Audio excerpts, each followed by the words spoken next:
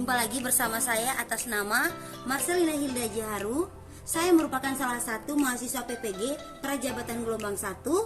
Nah, kali ini saya akan membahas terkait dengan ujian akhir semester dari mata kuliah pemahaman peserta didik dan pembelajarannya, yaitu pameran peserta akhir semester dari kelompok biologi di SMA Negeri 3 Kupang.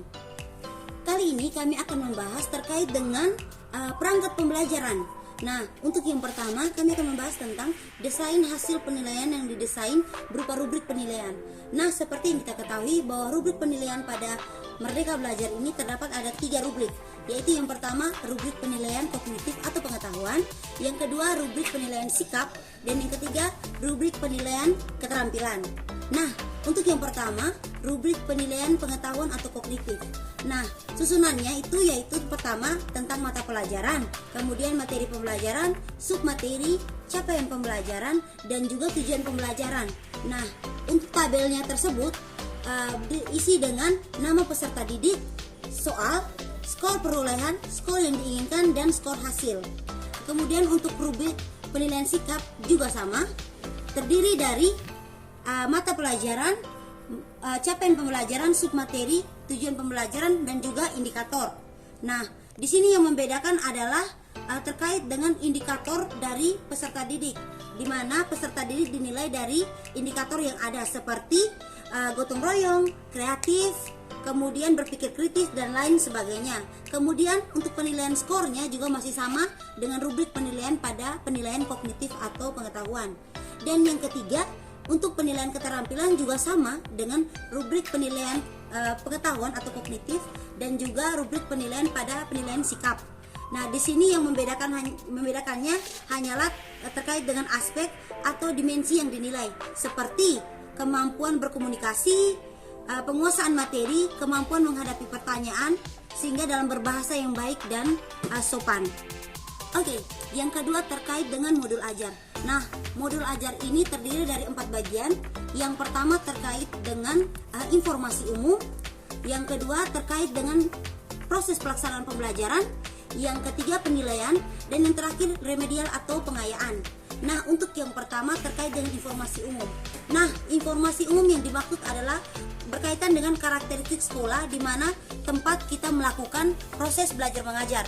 Kemudian untuk yang kedua yaitu proses pelaksanaan pembelajaran. Nah, di mana disusun berdasarkan apa yang ingin kita lakukan di dalam kelas, seperti penerapan model pembelajaran, kemudian media yang digunakan, kemudian proses pelaksanaan di dalam kelas itu seperti apa, dicantumkan dalam proses pelaksanaan pembelajaran pada bagian kedua.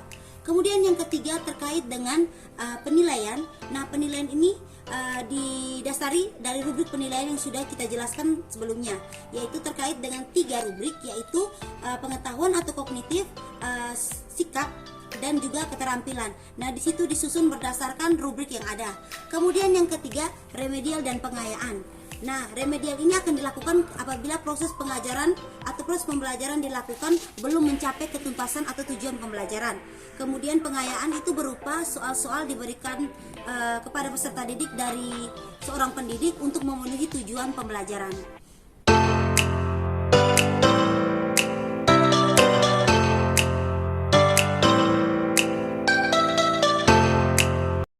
Oke, yang berikut terkait dengan hal-hal yang perlu dipelajari.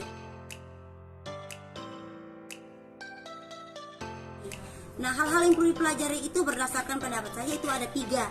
Yaitu yang pertama terkait dengan pelaksanaan pembelajaran, di mana pelaksanaan pembelajaran dengan acuan modul ajar kurikulum Merdeka yang menambah wawasan terkait karakteristik peserta didik, khususnya gaya belajar peserta didik yang berbeda-beda. Kemudian yang kedua terkait dengan penambahan wawasan. Nah, penambahan wawasan ini terkait dengan penilaian peserta didik, khususnya gaya belajar peserta didik yang berbeda-beda juga. Kemudian yang ketiga atau yang terakhir yaitu tentang strategi pembelajaran yang diterapkan. Nah, strategi ini meningkatkan motivasi dan karakter peserta didik yang sudah diamati berdasarkan karakteristiknya yang berbeda-beda pula. Nah, yang berikut ternyata ada juga tips yang dapat kita berikan kepada masyarakat luas terkait dengan model pembelajaran baru kali ini, yaitu yang pertama memberikan pemahaman kepada orang tua bahwa setiap anak memiliki karakter yang berbeda-beda. sehingga nilai akhir rapor atau nilai akhir dari ujian tidak dapat dijadikan acuan untuk keberhasilan seorang anak. Kemudian yang kedua terkait dengan manfaatnya bagi guru, yaitu dalam proses pembelajaran tidak menempatkan suatu acuan keberhasilan kepada peserta didik karena setiap peserta didik memiliki kemampuannya masing-masing.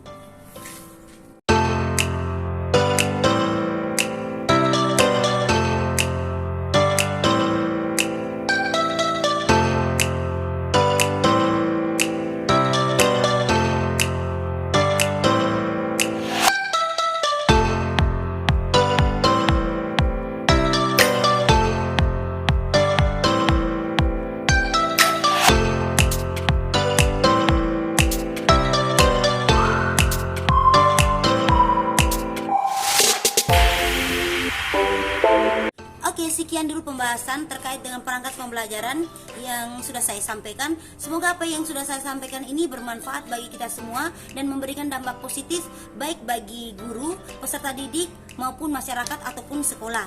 Kalau begitu sampai jumpa untuk pembelajaran atau video-video selanjutnya. Sampai jumpa.